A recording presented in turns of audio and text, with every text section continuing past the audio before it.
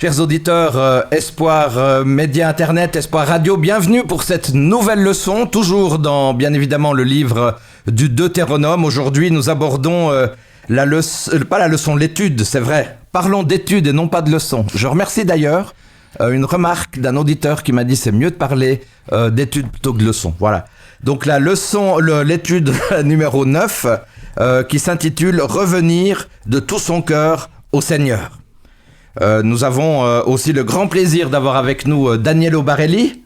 C'est pas la première fois que tu es là autour de cette table pour cette émission 3DS, ainsi qu'Alain Charpillot. C'est pas non plus la première fois que tu es là autour de cette table. Et ça fait plaisir de vous avoir pour cette étude numéro 9. Le temps passe très vite. Nous arrivons déjà bientôt en fin d'année. Et je le rappelle, déjà, le trimestre prochain, à partir du tout début d'année prochaine, nous aurons l'Épître aux Hébreux. Mais avant cela, je peux te demander, Alain, de nous unir par une prière ? Oui. Merci. Père éternel, j'aimerais te remercier infiniment de me permettre d'être là et de partager avec Dominique et Danilo. C'est un grand privilège de les avoir à côté. J'aimerais te remettre cette étude, te louer pour ce que tu vas nous permettre de partager ensemble et que c'est vrai que ça vienne vraiment toucher nos cœurs personnels, mais aussi tout spécialement le cœur de tous les auditeurs. Amen. Que tous les auditeurs puissent se sentir bénis par toi pendant ce temps de partage. Au nom de Jésus. Amen. Amen. Amen. Alors je profite, Alain, de te proposer de te présenter, même si on te connaît déjà pour la plupart, mais d'autres personnes peut-être pas, donc nous dire deux mots. Je suis pas très connu, à part l'église de Genève. Ouais. Voilà, donc moi je travaille à Horizon 9, qui est un centre de relations d'aide chrétienne, et puis je suis membre de l'église de Genève.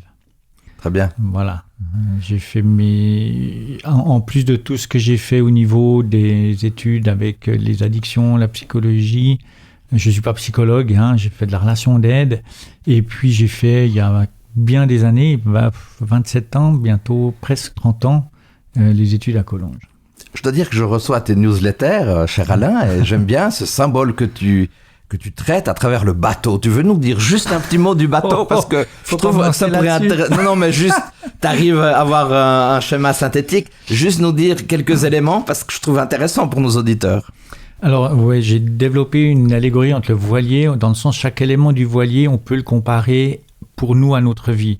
Et d'ailleurs, on a eu l'occasion avec la Croix-Bleue de faire un séjour voile en Grèce, 15 jours, où on a pris chaque élément du voilier et puis on a fait le parallèle. Qu'est-ce que tel élément veut dire pour le bateau? Puis ensuite, qu'est-ce que ça veut dire pour nous au niveau de notre corps, au niveau psychologique et au niveau spirituel? Et il y a des choses fantastiques. Et c'est vrai que dans les entretiens, j'utilise beaucoup cette allégorie, et notamment pour les couples. Et ça parle aux personnes qui se sentent bien sûr touchées. Ça m'a pas mal touché, parce que quand on animait des plans de 5 jours, on utilisait la voile pour dire que c'est la voile qui amène, qui permet d'avancer, etc. Merci de cette précision. Alors Danilo, merci beaucoup. Chaque fois que tu viens, tu as aussi d'autres idées, des choses très profondes à nous enseigner. Donc dis-nous juste un mot quand même si on peut. Alors je suis pasteur à la retraite, je suis responsable d'association pastorale. Et j'ai 2 fils qui m'ont donné chacun une petite fille, presque 2 ans, presque 2 mois, Ella et Naya. Et c'est vraiment que la vie est belle avec ces 2 petites filles. Voilà, ma femme et moi, on est comblés. Il y a du boulot quand même, Mais c'est du bon boulot. Ça fait le soir, on sait pourquoi on est fatigué quand on les. Mais c'est merveilleux, c'est merveilleux. Super de voir grandir comme ça. Merci de cette présentation. Alors. J'aimerais, Danilo, je te pose la question. Après, je vais répondre quand même aussi moi-même à cette question, parce que c'est un peu facile de toujours poser ces questions, des fois un peu peut-être compliquées. Danilo, quand est-ce que pour la dernière fois t'as dû reconnaître t'être trompé pour une situation? Et puis comment est-ce que tu as vécu ce moment et comment tu t'es senti? Sans rentrer dans le détail, mais juste par rapport au ressenti. Oui, alors je me rappelle, il y a quelques jours, je me suis trompé de chemin. Un chemin que je fais toujours. Je me suis trompé. Bon, j'ai fait le tour, j'ai repris mon chemin, juste. Et puis, voilà, je me suis dit, mais au fond, je me suis trompé, mais je reconnais que je me suis trompé, alors il n'y a pas de problème. Et après, j'ai pensé dans la vie, quand c'est que tu as fait des erreurs. Quand j'arrive à reconnaître, c'est bien. Il n'y a pas de problème. On s'excuse, si on peut, on essaie d'arranger les choses. Et puis on fait une expérience de croissance. Voilà, on apprend quelque chose. Le problème, c'est si on ne reconnaît pas. Alors là, c'est grave. Là, c'est grave. Très bien. Alain ? Alors moi, justement, j'allais dire jamais. Parce que pour reconnaître, il faut se tromper. Amen. Puis comme je me trompe jamais. Non, alors, plus sérieusement, très probablement hier, voire peut-être même ce matin. Après, oui, comment se sentir ? Après, pour moi, en y réfléchissant, je me dis, mais ça dépend, tromper de quoi, auprès de qui, et qu'est-ce que ça vient toucher ? Parce que c'est vrai que si je me trompe au travail, avec les collègues, ou même à l'église, il me semble que j'arrive à le reconnaître, et puis c'est libérateur. Après, où c'est plus difficile, c'est au niveau de la famille. Quand c'est les enfants ou voire l'épouse, les enfants ça va encore plus facilement, mais quand c'est l'épouse, c'est des fois plus difficile parce que ça vient toucher quand même quelque chose en nous et puis mais voilà, on y travaille, puis enfin j'essaye d'y travailler et puis mais c'est vrai que je dirais même dans ma famille souvent on trouve plein d'excuses pour voilà, mais c'est pas bon, je reconnais. Donc j'y travaille. Alors écoutez, merci, ça fait un peu trop facile pour moi d'être animateur et de vous poser la question et puis de passer sous silence. J'aime bien l'idée de la famille parce que ça m'est arrivé aussi auprès de mon épouse et auprès de mes enfants de dire écoute, sur ce coup-là, j'ai pas eu forcément l'attitude qu'il fallait et je m'en excuse. Et je dois vous dire que même, alors l'épouse elle reconnaît et puis elle a, je pense, du plaisir à avoir ça, mais les enfants aussi ils sont interpellés quand on leur dit ça. Ils disent tiens, il a accepté de se tromper et puis à partir de là les choses vont beaucoup mieux que si on veut tout le temps s'entêter, de se dire qu'on a de toute façon fait tout juste parce qu'on est des parents. J'aime bien cette idée. Moi c'était aussi cette idée familiale que j'avais envie de mettre en avant. Alors on va aller plus loin bien évidemment dans cette étude. Maintenant je dois faire attention, pas parler de leçons mais d'études. Donc on est vers la fin du premier discours de Moïse qui s'étend du chapitre 1er jusqu'à la fin du chapitre 4 du livre des Deutéronomes. Pour rappel, le Deutéronome est composé de 4 discours de Moïse prononcés aux abords de la terre promise. Il est aussi construit sur le modèle des traités d'alliance de cette époque. Et dans ce qui précède le passage du chapitre 4, Moïse va rappeler de manière magistrale l'importance de la mise en pratique des ordonnances de Dieu dans un objectif de qualité de vie. Moïse, en fait, va mettre en garde son peuple contre l'oubli de l'alliance, chapitre 4, versets 11 à 14, et aussi peut-être le risque de glisser vers l'idolâtrie. Alors, dans le texte qu'on va lire dans quelques instants, Deutéronome 4, versets 25 à 31, c'est d'ailleurs des paroles données à l'est du Jourdain, dans le désert par Moïse, où on a un appel à la fidélité. Mais quand Moïse met en garde contre son peuple, contre l'oubli de l'alliance, j'aimerais vous demander, Alain et Danilo, sur ce coup-là, j'aimerais vous entendre les deux. Est-ce que des fois il nous arrive d'oublier toute cette alliance et puis ces paroles? J'aime mieux parler de paroles que de commandements. Est-ce que ça nous arrive de les oublier, de les mettre dans un bout de tiroir? Grande question. Parce que, à quelque part, ces paroles, elles sont tellement pour la vie. Parce qu'elles nous donnent la vie. Elles sont, en tout cas, les 4. Les 6 dernières, tu ne tueras point. Pour moi, c'est des choses qui sont... donc, les oublier, on ne devrait pas. Il me semble, par contre, oui, alors on se trompe, on se loupe. Et puis, mais c'est justement parce qu'on ne les oublie pas qu'on peut reconnaître qu'on s'est trompé. Et puis, les 4 premiers, non plus, si on a donné notre vie à Jésus-Christ, il me semble qu'on ne peut pas les oublier. On peut se louper, on peut se tromper, mais voilà, après c'est justement ces paroles qui nous aident à revenir et à demander pardon. Toi Danilo, tu as aussi cette même perspective de dire dans le fond, on n'oublie pas, on ne va jamais oublier ces paroles. Disons que quand on parle des 10 commandements, des 10 paroles, on dit oui, c'est vrai, c'est évident, quoi. On va pas tuer, ni commettre adultère, ni voler, voilà. Mais la parole de Dieu, tous les commandements, toutes les prescriptions de Dieu sont intéressantes pour nous. Et là, parfois, on les oublie. parfois on les oublie. Par exemple, Israël, la grande année du jubilé, quand il fallait remettre les dettes et remettre les maisons et les propriétés. Je ne sais même pas s'ils l'ont fait, remettre les propriétés. Je ne sais même pas s'ils l'ont fait. Probablement pas. Ils oubliaient. Le commandement, oui, alors, on l'observait, mais les autres choses... Vous avez évoqué les deux, un point que je trouve intéressant, tu ne tueras point. Alors, je peux imaginer mon ami Alain, mon ami Danilo, que vous n'allez pas, j'espère, pas faire prendre le flingue après cette émission. Non, je rigole. On fait des comptes après. Tu ne tueras point, est-ce qu'on ne pourrait pas dire qu'il y a aussi un aspect dans le fait de blesser quelqu'un? Oui. Parce que je pense que tu ne tueras point, on est assez clair, en tout cas, dans notre contexte éthique, mais... Tuer une personne à travers nos propos, à mon avis, c'est possible. Je l'ai déjà vu. Oui, oui.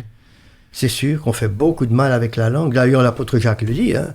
C'est une arme terrible. Les proverbes. Oui. Et puis, le premier commandement, tu ne prendras pas le nom de Dieu en vain, mais on arrive de prendre le nom de Dieu en vain. On dit, ah oui, je ne mange pas cela pour faire plaisir à Dieu, parce que Dieu... Et je mêle Dieu un peu dans tout ce qui m'arrange bien.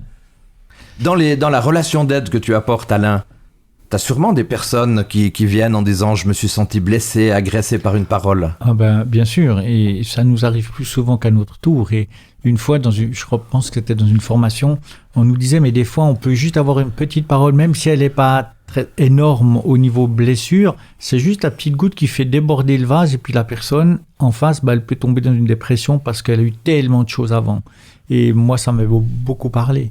Donc, c'est vrai que à ce niveau-là, je pense bien souvent, ça ne veut pas dire qu'on oublie le commandement, mais avec nos vécus, avec notre nature humaine, on sort des fois de nos gonds, et on dit des choses qui sont blessantes. D'où la première question, reconnaître. Exactement. Reconnaître, c'est quand même l'humilité, en fait. C'est le fait de reconnaître. Moi, j'étais en lien avec des personnes, j'ai l'impression qu'ils ont de la peine à reconnaître, hein. Non, tout ce qu'ils font, c'est toujours juste, ils sont au-dessus de la mêlée, etc. Non, il y a aussi une sensibilité avec ça. Danilo, tu serais d'accord de lire Deutéronome 4, versets 25 à 31 ? Alors. Puis après, on s'arrêtera, chers auditeurs, aussi sur ces quelques versets de manière détaillée, mais j'aimerais qu'on fasse la lecture d'un bloc pour l'instant. Deutéronome 4, 25 à 31.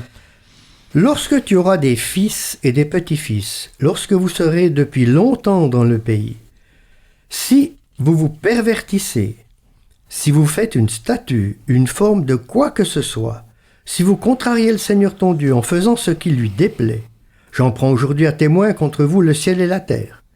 Vous disparaîtrez bien vite du pays dont vous allez prendre possession après avoir passé le Jourdain.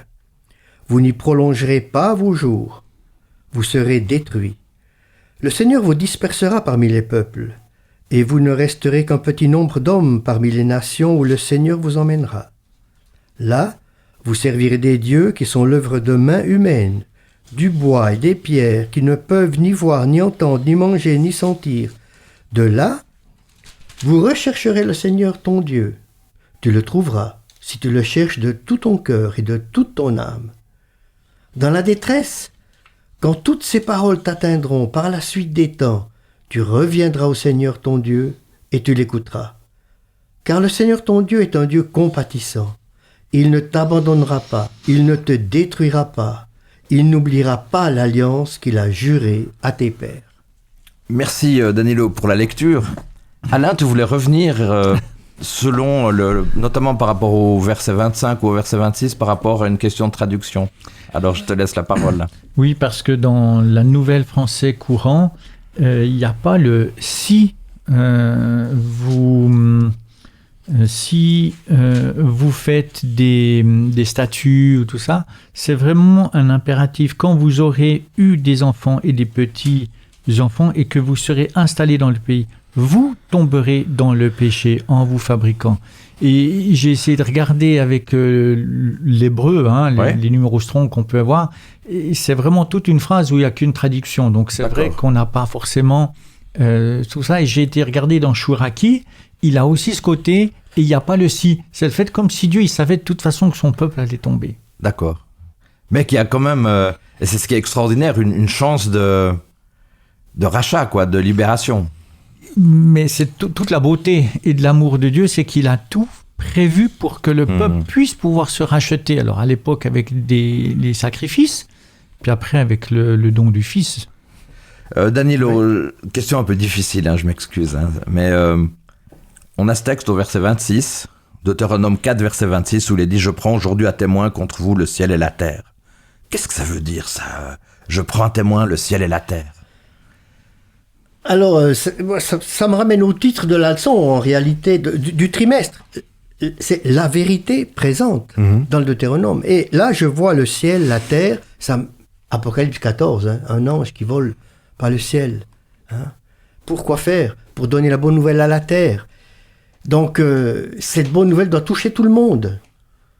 Et donc, c'est solennel, bien sûr, si c'est le ciel et la terre. Et puis, je vois une autre chose, alors, c'est comme si Dieu disait, vous accordez beaucoup d'importance au soleil, à la lune, aux étoiles. Dans certaines contrées, on les adore même. C'est un rang de divinité, c'est extraordinaire. Mais c'est rien du tout pour moi. C'est des témoins. Elles n'ont qu'à faire ce que je dis de faire. Rien de plus. Elles sont rabaissées à leur juste niveau. C'est moi qui suis Dieu. Tout ça, c'est des témoins, c'est tout. Alors, on est dans un contexte un peu d'idolâtrie, de différentes divinités, Alain. Est-ce qu'aujourd'hui, on pourrait dire... Parce que je trouve un peu facile toujours de faire de l'exégèse par rapport à ce qui s'est passé avec le peuple, par rapport à leur écart, par rapport à ces réalités un peu de chemin de traverse difficiles. Mais qu'est-ce qu'aujourd'hui, Alain, ça pourrait vouloir dire pour nous des idoles modernes, par exemple ? Non, je me suis posé la question déjà, qu'est-ce que c'est qu'une idole ?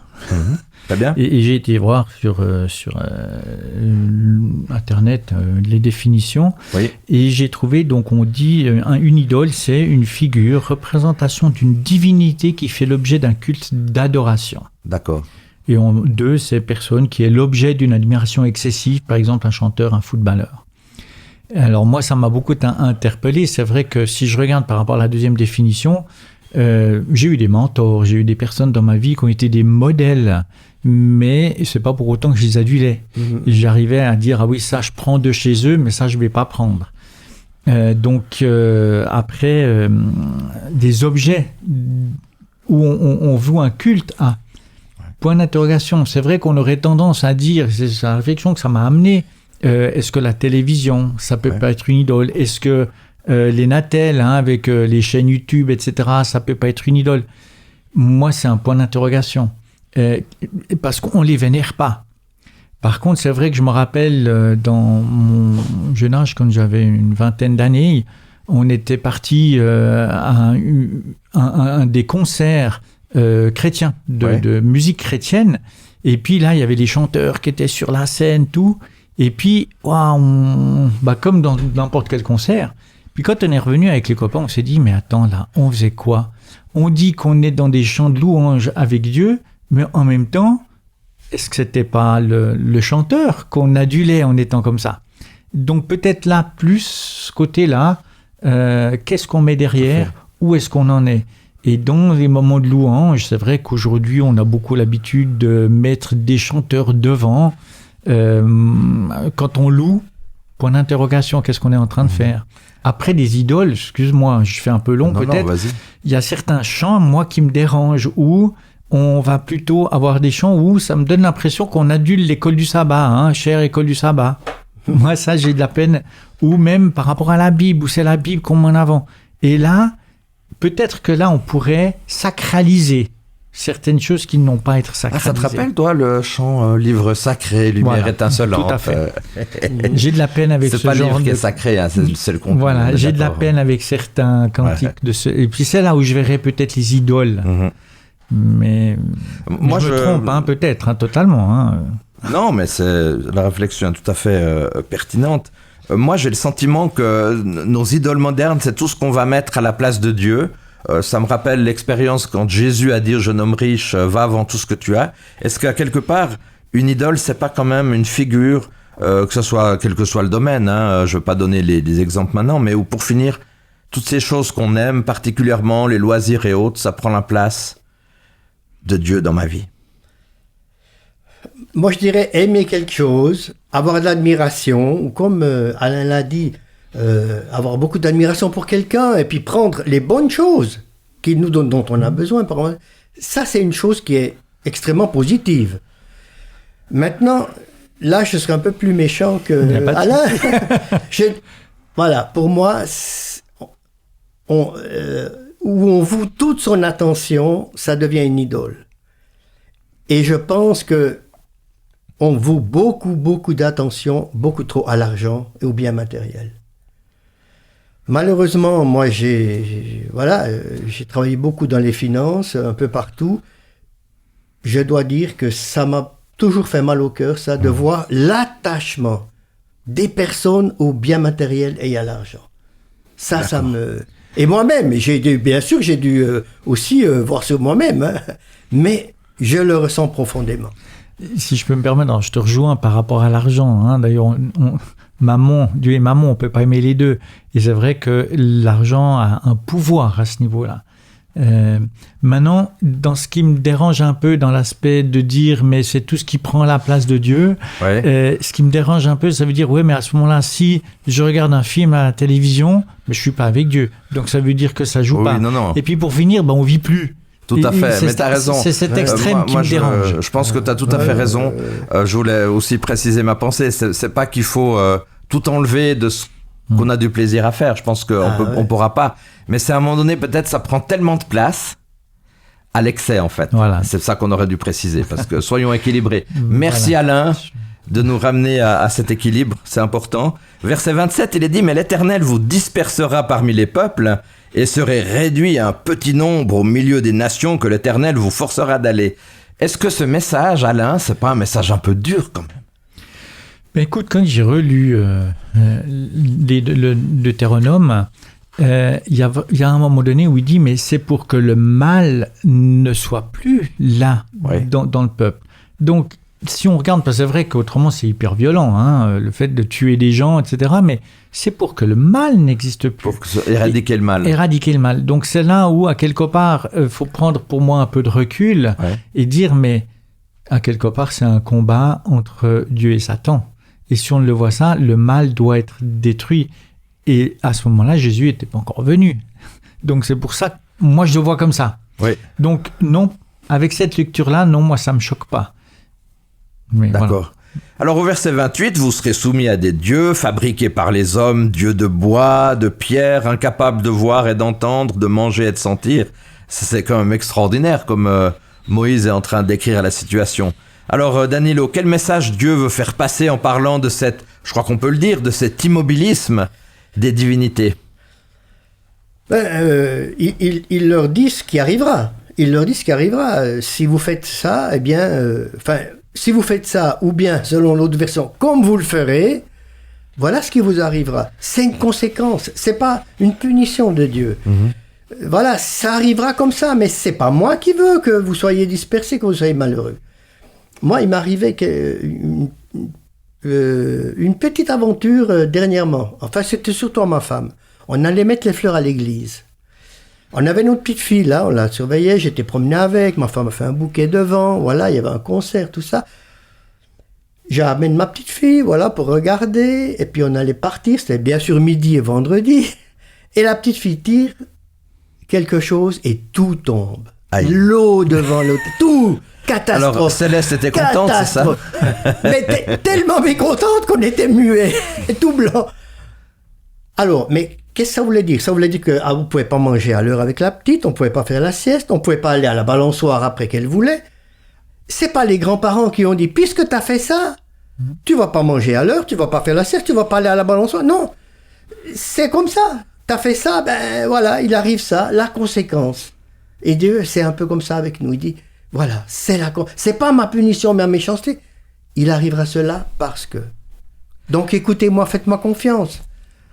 Alors, Dieu veut faire passer un message en parlant de cet immobilisme. J'aimerais faire un pas de plus par rapport à l'immobilisme. Alain, toi qui es membre d'une grande église, est-ce que ça arrive des fois de se dire, mais tiens, on n'a quand même passablement de personnes, mais ça on pourrait le dire dans quelles que soient nos communautés, qu'on est des fois un peu dans l'immobilisme aussi? Oui, et on le voit quand on fait les commissions de nomination. Et les gens, ils ont... Alors, pour probablement différentes raisons. Il y a peut-être aussi beaucoup parce que les gens, ils ont été blessés, puis ils n'ont pas été reconnus dans leurs blessures. Et puis, moi, je pense que le côté relationnel est hyper difficile et compliqué dans une église parce que on ne sait pas entendre. Puis ça, c'est l'ensemble des églises, hein, c'est la même chose qui revient. Et ça, pour moi, ça amène de l'immobilisme. Ouais. Mais dans cet immobilisme, alors nous, on vient d'avoir une autre semaine de prière, comme dans toutes les églises, mais on a fait sur Gethsémani, le chemin de Gethsémani, puis quand Pierre et ses disciples s'endorment. Et le mot endormi, on peut voir l'immobilisme. C'est ça qu'est là. Et c'est pas parce qu'une église est forcément dans un immobilisme qu'on peut pas nourrir quand même l'église. Alors c'est vrai qu'on pourrait être sur un jugement, on pourrait et puis essayer de taper du poing pour essayer que ça change. Point d'interrogation, parce que c'est quelque chose qu'on vit, mais je pense, et ça j'ai un énorme travail à faire, c'est de pouvoir être, si on arrive à être dans l'amour de chaque personne, même si elle est dans un immobilisme, si elle n'est pas dans la même étape de vie que moi, ça c'est déjà porteur. Et qu'un jour, ça fera ses fruits. Mais c'est pas évident. Oui, parce que toi, tu pourras confirmer ce que je dis. Des fois, on aura peut-être tendance à dire, il doit absolument s'engager, il est dans l'immobilisme, il est ci, il est ça. Et là, on pourrait tomber, alors tu seras d'accord avec moi, Alain, dans un certain abus spirituel aussi. Ah, mais tout à fait. Alors, verset 29, il est dit, « Alors vous chercherez l'Éternel, votre Dieu, vous le trouverez, si vous vous tournez vers lui de tout votre cœur et de tout votre être. » Alors, c'est vrai que cette expression, chers auditeurs, cher Danilo, cher Alain, cette expression, elle est chère au Deutéronome, qui manifeste véritablement l'engagement total de l'individu envers l'Éternel, et cela revient plusieurs fois. J'aimerais vous le dire, vous le démontrer, c'est pas moi qui l'invente. Dans Deutéronome 10, verset 12, Deutéronome chapitre 10, verset 12, il est dit ceci. « Et maintenant, Israël, qu'attend de toi l'Éternel ton Dieu, simplement que tu le révères, et suivant toutes les voies qu'il t'a prescrites, en l'aimant et en le servant de tout ton cœur et de tout ton être. » Chapitre 11, verset 13. « Si vous obéissez au commandement que je vous donne aujourd'hui, en aimant l'Éternel votre Dieu, et en lui rendant un culte de tout votre cœur, de tout votre être. » Deutéronome 13, verset 4. Il est dit, « Vous n'écouterez pas les paroles de ce prophète ou de ce visionnaire, car l'Éternel votre Dieu se servira de lui pour vous mettre à l'épreuve afin de voir si vous l'aimez réellement de tout votre cœur et de tout votre être, en parlant des faux prophètes. » Alors j'aimerais vous entendre les deux. Avez-vous une expérience forte avec ce message « Tournez-vous vers Dieu de tout votre cœur, de tout votre être » Tu me regardes en premier, donc je fais... On peut demander à Danilo d'abord. Hein. Oui, volontiers. Vas-y, Danilo. Donc une expérience forte personnelle. J'ai fait une expérience forte. C'est à l'âge de 20 ans que j'ai connu Jésus. Oui. Et oui, je sentais fortement la présence de Jésus. Je me rappelle, tout au début, je descendais la rue qui va de la Placette jusqu'aux banques, là, pour aller au travail. Jésus marchait à côté de moi. Jésus marchait à côté de moi. C'était très fort. Et après, j'ai ressenti aussi, c'est pas seulement une fois, mais c'était la première fois. Et ça, pour moi, c'était une révélation extraordinaire. À tel point qu'au bout de quelques jours, je me disais, mais alors pourquoi il n'est pas revenu ? Et je venais de le connaître. C'était une question de semaine. Après, j'ai quand même ri. Mais quand même, t'es égoïste. T'as connu et tu veux qu'il revienne.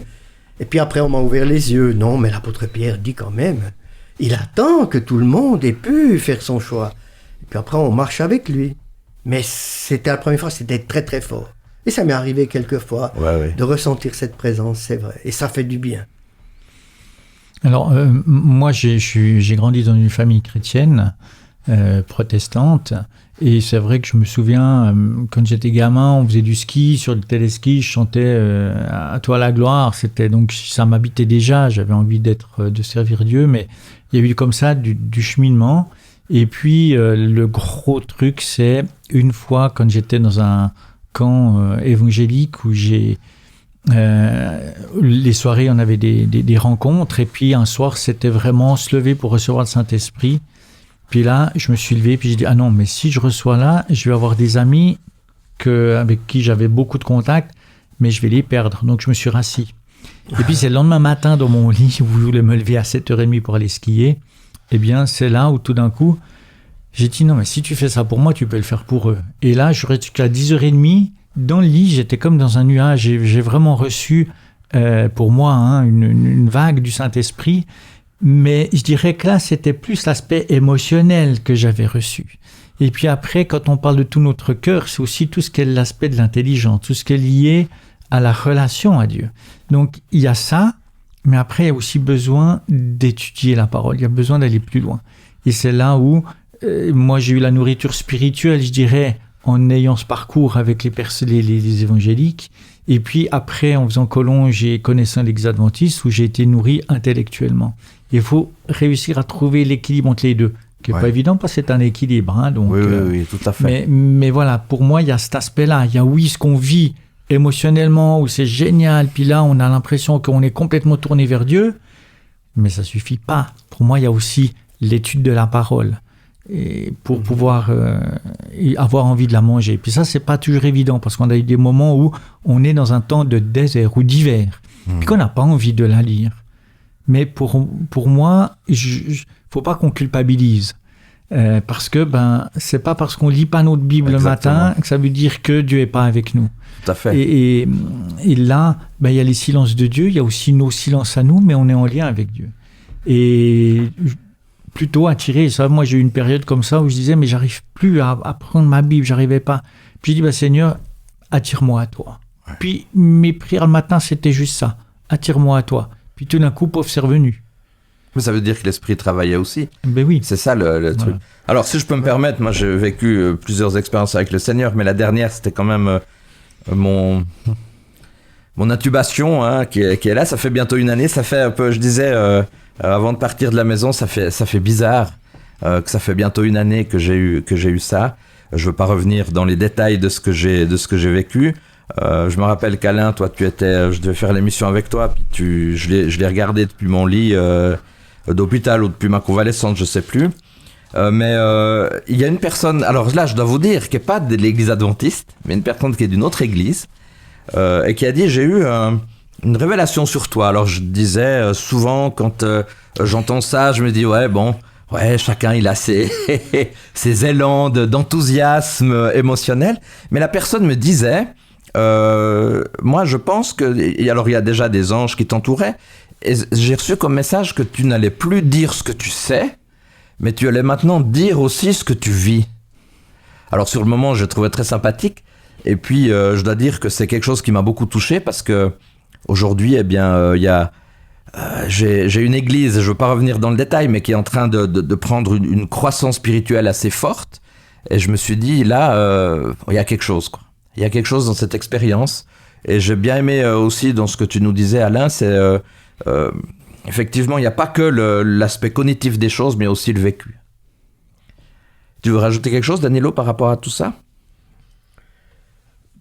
Non. Non, c'est bon. Alors, on a vu maintenant ce verset 29, de chercher l'Éternel de tout votre cœur, de toute votre âme. Et au verset 30, alors... il est parlé qu'à un moment donné, il y aura cette possibilité où le peuple va revenir à l'Éternel pour lui obéir. Et ça, c'est important quand même de se dire, dans le fond, que quels que soient les chemins de traverse ou quel que soit le parcours, on est capable de revenir. Est-ce qu'il nous arrive, Alain, Danilo d'abord, puis après Alain, est-ce qu'il nous arrive de prendre quelquefois des chemins de traverse dans nos vies, un peu comme Stan Rougier qui disait qu'on essaye d'écrire une ligne droite sur des lignes courbes?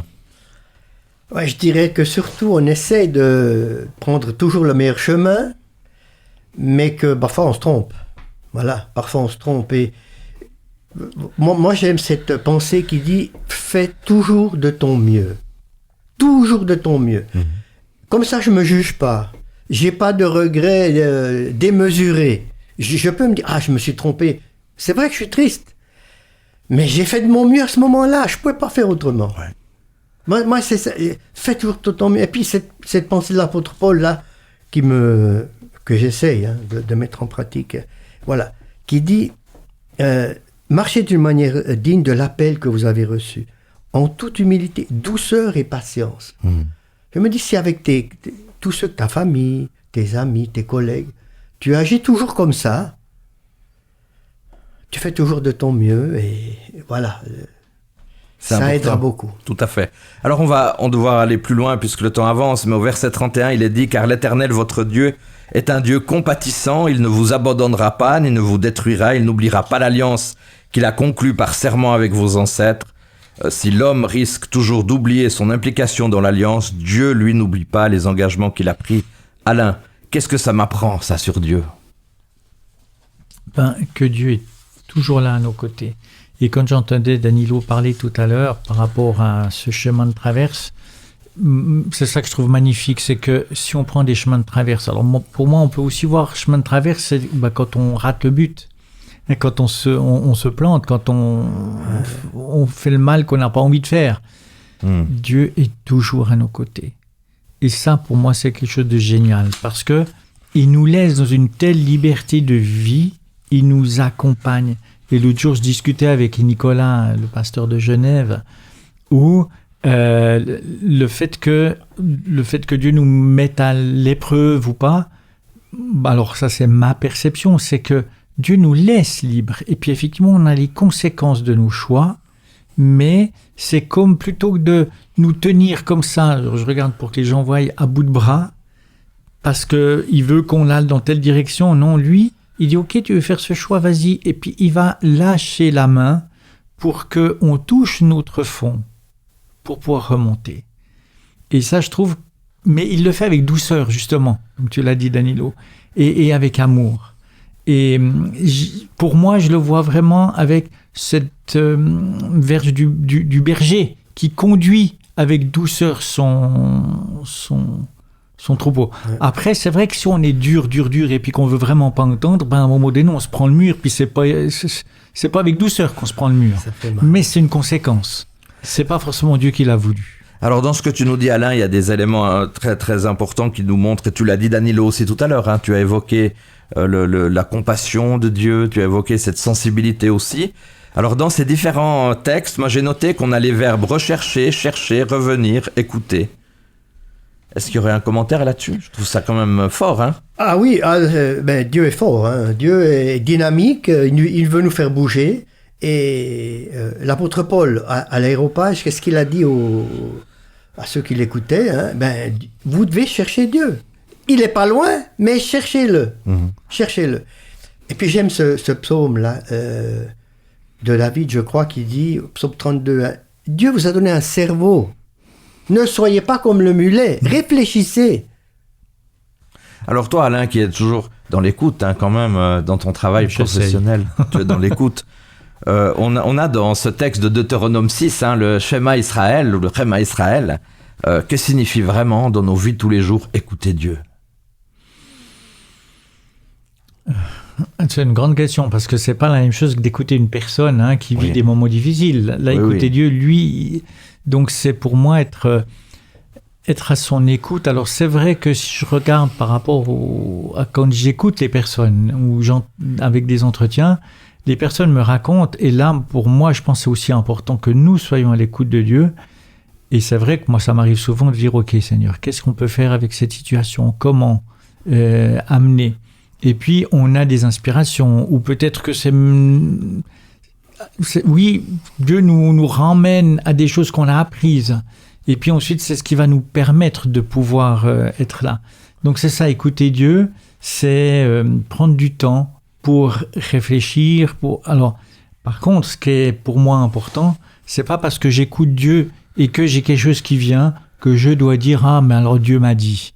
Parce que pour moi, là, c'est dans l'abus spirituel. Parce que dès qu'il y a un Dieu m'a dit, attends, mais ça veut dire si Dieu te l'a dit, j'ai plus rien à remettre en cause. Et puis on nous met une place qu'on n'a pas.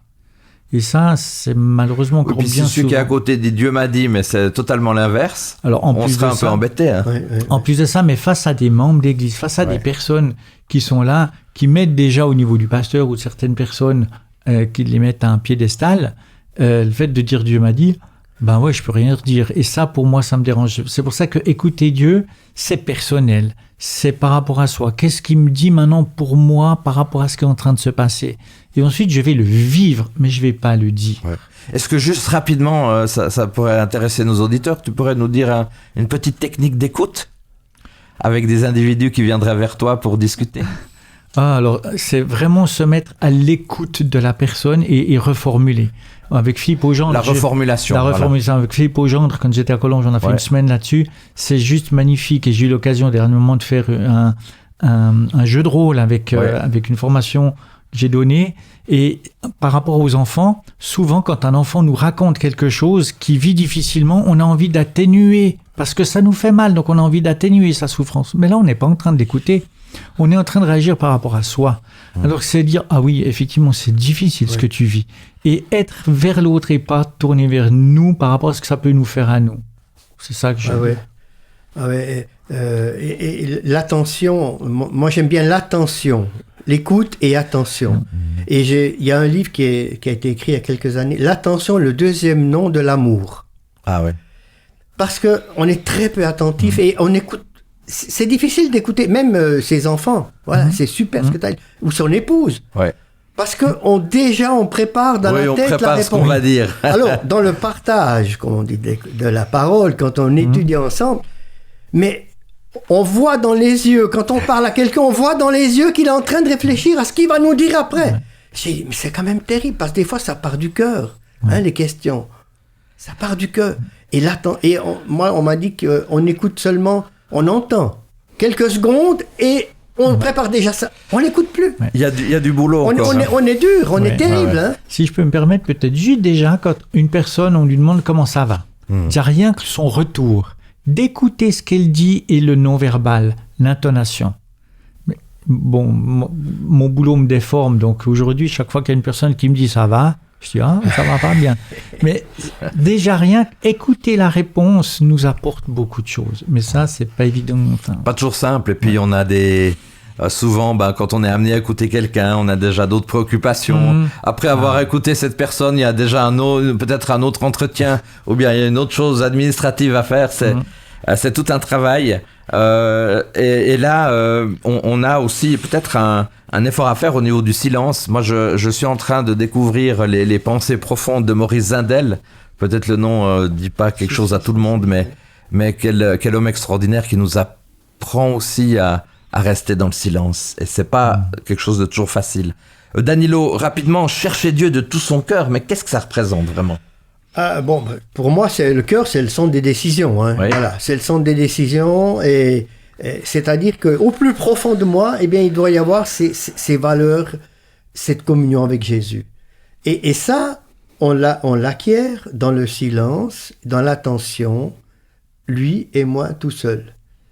J'aimerais juste partager avec vous une petite pensée que j'ai découvert aussi dans un commentaire, c'est que le cœur lève en hébreu, puis ensuite on a le mot cardias en grec, et ensuite on a le mot cardiologue. C'est intéressant, on voit que à travers le corps on a cette réalité-là. Le mot âme, c'est nefesh en hébreu, et nous avons le mot psychisme en grec qui ensuite nous parle. Alors Alain, tu vas pas être contre cette pensée, le psychologue, ou peut-être celui qui est spécialiste de la relation d'aide aussi. Donc on a ces éléments qui sont là. On a le mot dynamis, la puissance en grec, qui forme la dynamite. Alors, on va pas lire tous les versets, mais dans Deutéronome 30, versets 1 à 10, c'est assez merveilleux de voir que dans le fond, l'amour de Dieu est là. Et il y a souvent le terme revient ou reviendra, la conversion. Alors, malgré tout ce qui leur était arrivé, malgré leur transgression, leur rupture absolue de l'alliance, le Seigneur n'en a pas fini avec ce peuple, mais le Seigneur a toujours cet amour. C'est quand même quelque chose d'incroyable, Danilo, ça. De garder cet amour, quand même.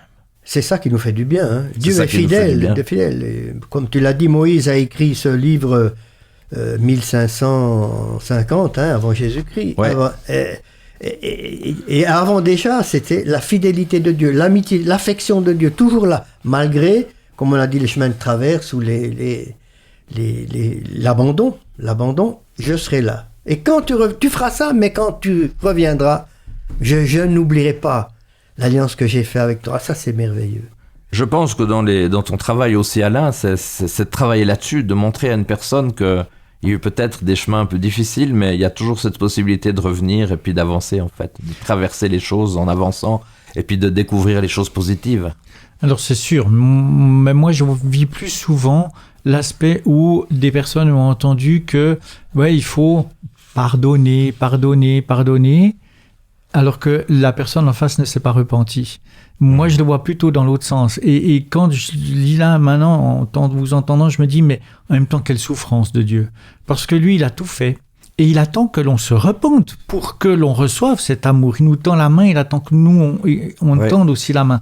Et ça, des fois, on oublie qu'il n'y a pas de pardon sans repentance. Sans repentance. Et que c'est par rapport à Dieu. On doit se repentir, on doit reconnaître notre nature humaine, pécheresse, qui fait qu'on a besoin de Dieu dans notre vie et de se repentir. Et quelle souffrance, parce qu'il nous aime tellement, mais quelle souffrance pour lui de voir des gens qui ne se repentent pas. Ouais, tout à fait. Et je dirais même la repentance, mais la repentance du mal qu'on a fait. Ouais. Pas d'avoir raté son coup parfois. Non, du mal qu'on a fait. Ah, oui. Et quand tu as ce cœur cassé, brisé, il peut être rempli par la grâce. Et si tu me permets, Dominique, on peut parler par rapport aux enfants. Souvent, c'est vrai, quand les enfants nous disent « Ouais, mais là, tu m'as fait mal quand tu as dit telle chose. » Puis nous, ça nous fait, en tant que parents, tellement mal de savoir qu'on a fait mal à nos enfants. On va essayer de se justifier.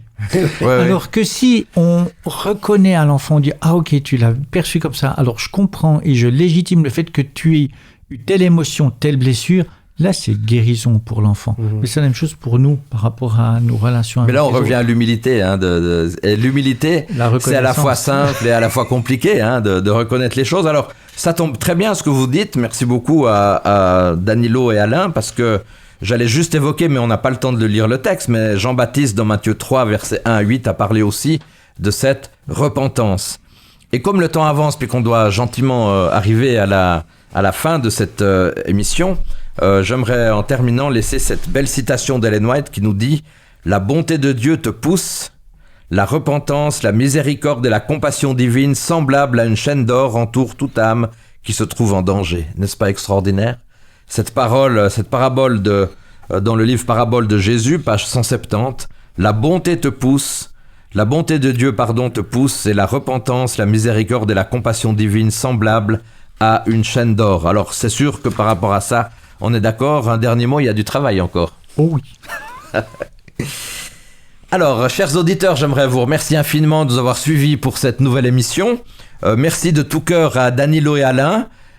Ne soyez pas anxieux, chers auditeurs. On va retrouver dans 15 jours Alain et Danilo pour une nouvelle étude ensemble, n'est-ce pas ?